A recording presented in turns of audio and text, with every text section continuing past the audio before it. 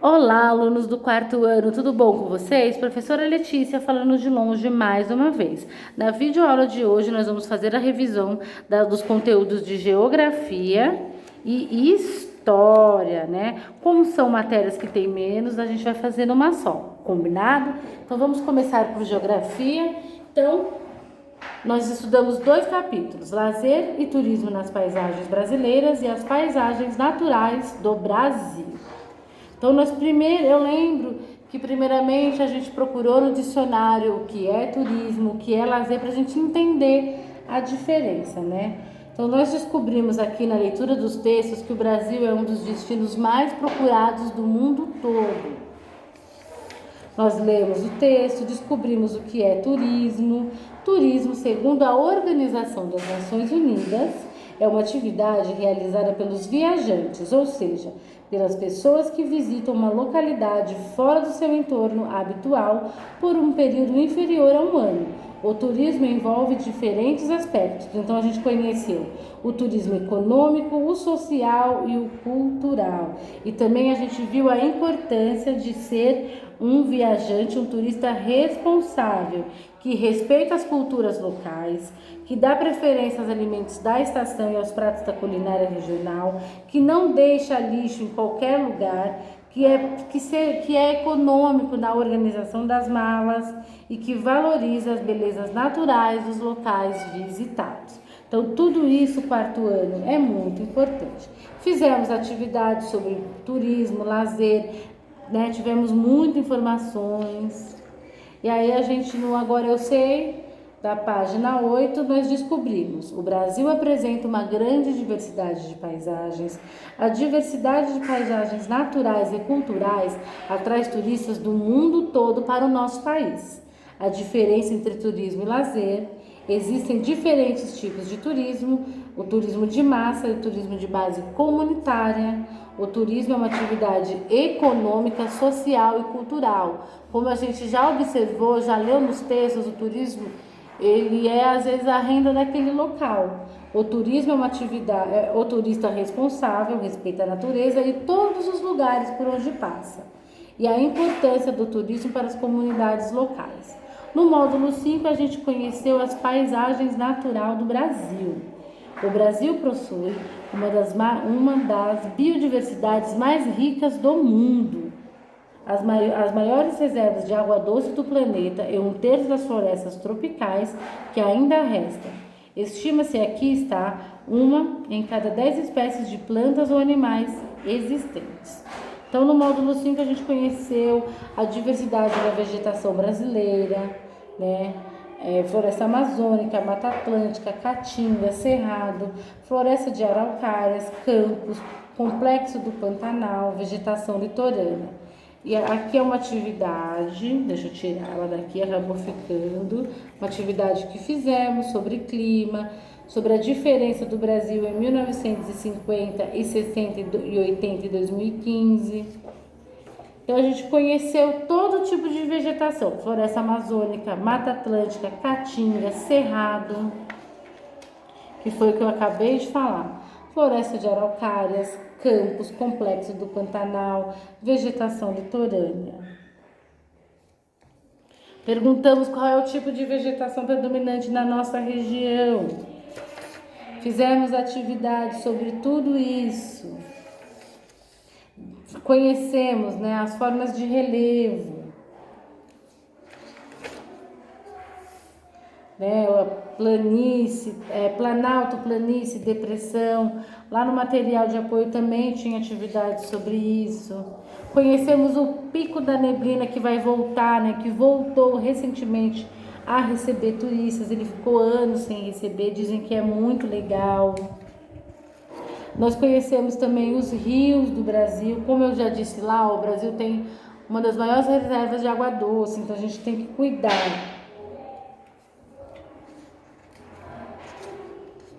Então a gente conheceu os rios permanentes, rios perenes, rios temporários.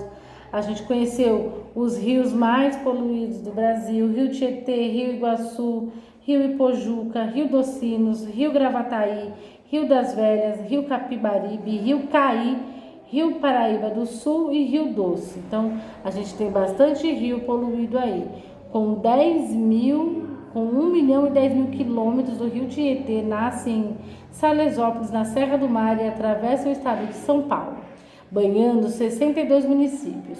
Ocupa o topo do ranking por receber esgoto doméstico e industrial. Isso é muito preocupante.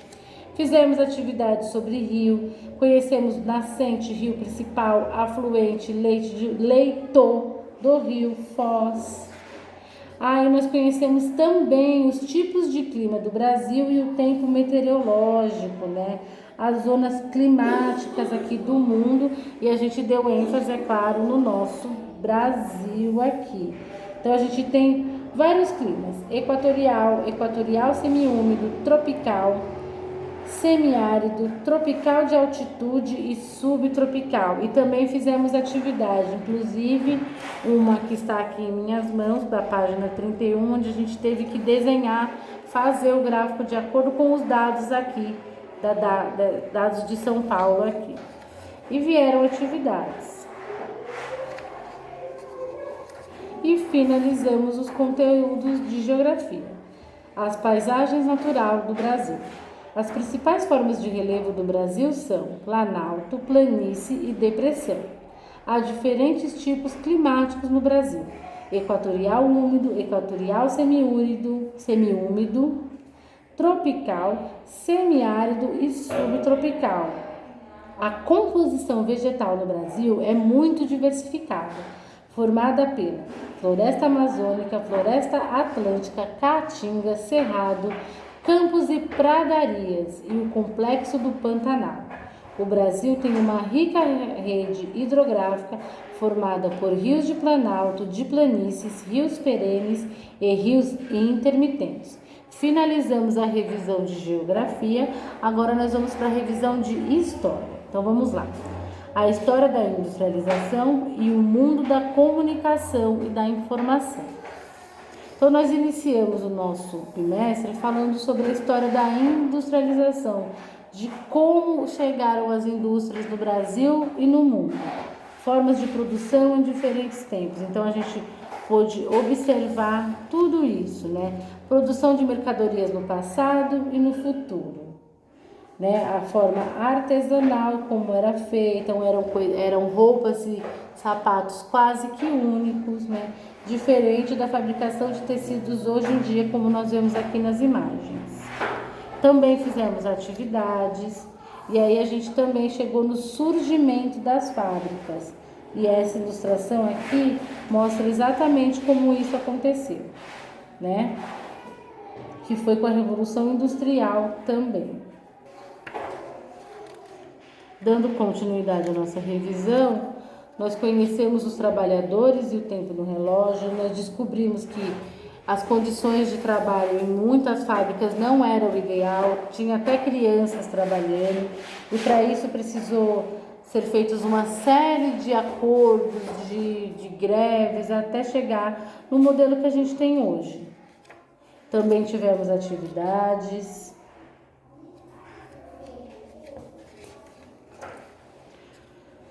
Transformações na indústria, industrialização no Brasil, os operários das primeiras fábricas, o dia a dia dos trabalhadores brasileiros, atividades, crescimento das cidades no Brasil. Muitos operários e imigrantes moravam num tipo de habitação chamado de cortiço, que era composto de casas muito simples e pequenas que ficavam uma ao lado da outra. Em muitos cortiços havia um pátio central onde se lavavam e penduravam roupas, que também era usado como espaço para o lazer das crianças e conversa entre adultos. Então tudo isso acontecia lá no passado, mas que serviu de base para o nosso Brasil. Também fizemos atividades e aí a gente também conheceu as transformações na indústria brasileira. Direitos dos trabalhadores, produção de automóveis, indústrias a todo vapor, produção de aço e petróleo e mais segurança no trabalho. Então tudo isso faz parte das transformações de como é hoje. Então aqui no Agora Eu Sei, da página 19, vamos entender um pouco mais sobre tudo isso que a gente aprendeu. No passado, as mercadorias eram produzidas de maneira artesanal. Durante a Revolução Industrial, que começou na Inglaterra em 1750, aproximadamente, as mercadorias começaram a ser produzidas nas fábricas por meio de máquinas. No Brasil, as primeiras fábricas se desenvolveram há aproximadamente 180 anos. Para trabalhar nessas organizações, muitos imigrantes europeus e imigrantes brasileiros se deslocaram para cidades como São Paulo e Rio de Janeiro, o que também gerou crescimento urbano. As condições de trabalho nas fábricas do passado eram difíceis, os salários eram baixos, havia exploração do trabalho infantil e os ambientes prejudicavam a saúde dos trabalhadores. A partir da década de 1930, muitas indústrias se desenvolveram no Brasil, como a de petróleo e a de automóveis. Por meio de greves, os trabalhadores exigiam melhores condições de trabalho. Com o tempo, conquistaram importantes direitos como redução da jornada de trabalho, férias e registro na carteira de trabalho. Eu lembro que eu fiz essa atividade com vocês e a gente descobriu aí muita coisa legal.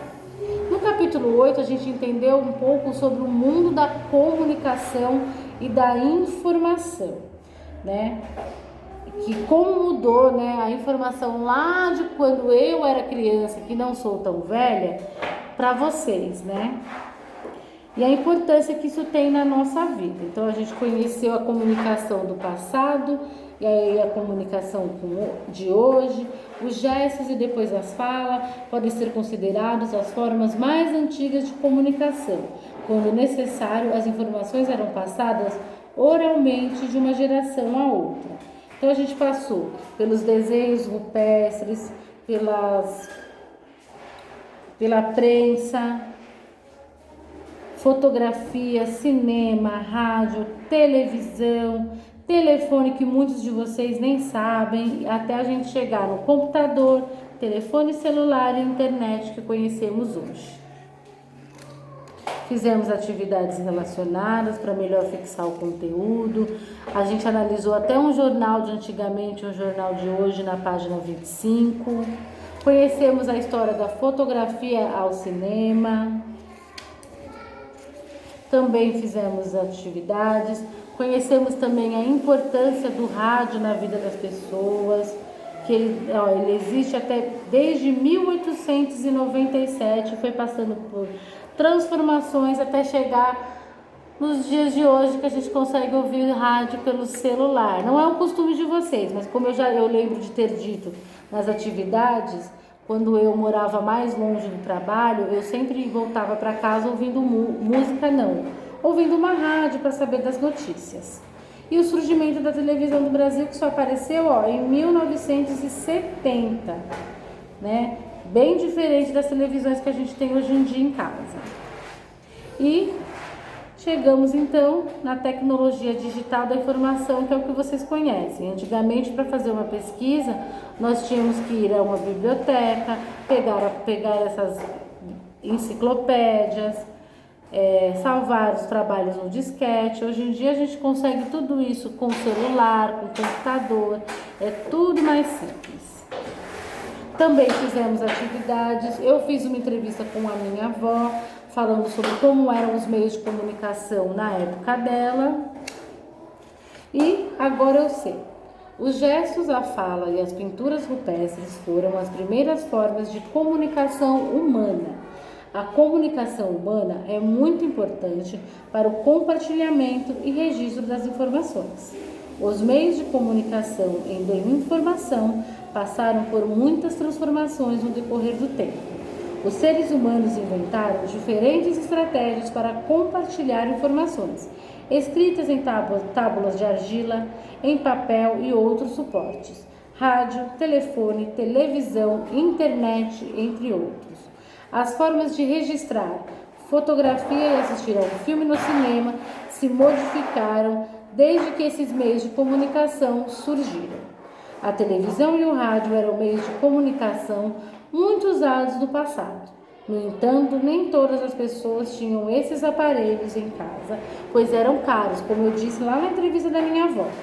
E a comunicação e o compartilhamento de informações se tornaram mais rápidos com a popularização da internet, que pode ser acessada por meio de telefones celulares, computadores e até de algumas televisões. Então é isso, pessoal. Amanhã eu vou fazer a revisão da língua inglesa.